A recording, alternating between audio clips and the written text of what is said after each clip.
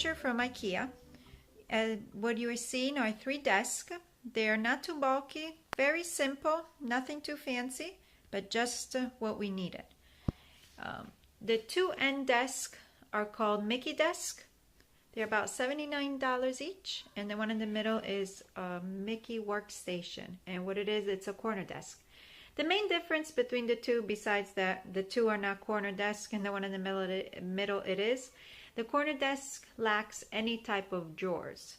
However, it is very deep, and it does have more, shelf space to put our books. So I use this desk for my older son, who has a little bit more books than the other ones.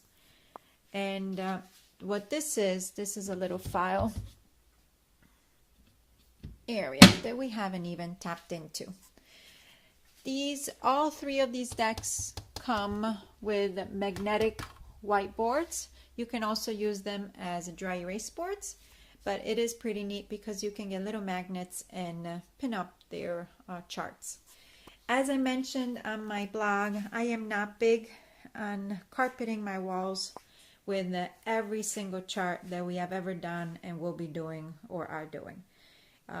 I did do that during my first 2 years of homeschool. I found it not to be effective.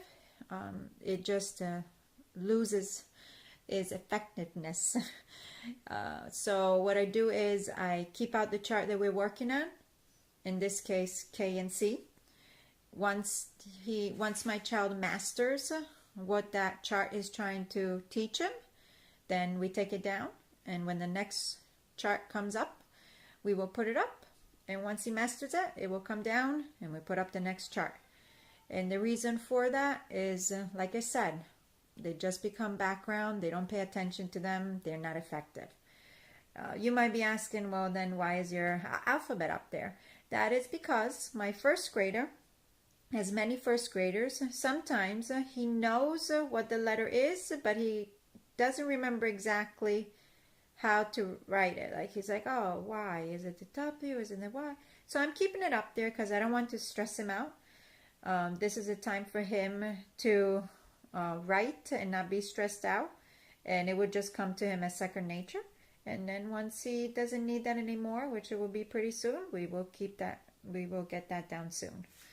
All right, we do have a globe because we travel all around the world very often. All right, going back to our room. I have here a Kallax, which is this one, a Kallax bookshelf. You can add as many doors, drawers, or bins as needed.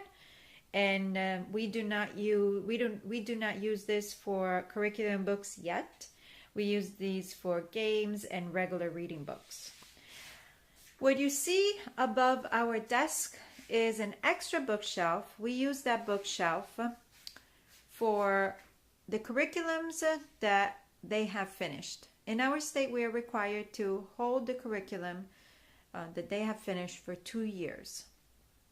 And so those are pretty much from first and second grade for my oldest one, and kindergarten for the next one. And at the end of the year, when I start buying my curriculum, because that's when I start doing my shopping and I start getting new books, I also store them up there. And then once they're done with the current grade, new books come down, old books go up. It is a great system for me. And if you think it works for you, it's from IKEA as well. And white dry erase board. Not too big, not too small. Works perfectly. This is what I was talking about during my homeschool room blog. I lived on this for the first almost 3 years.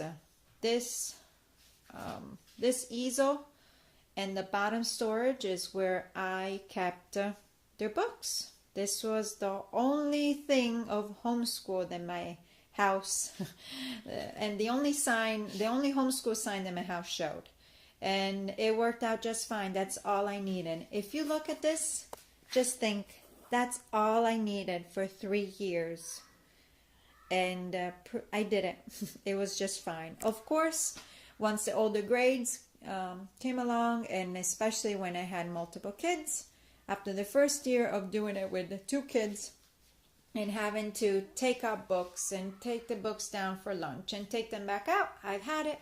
And that's how this room was born. If you have any questions or any comments, feel free to post them.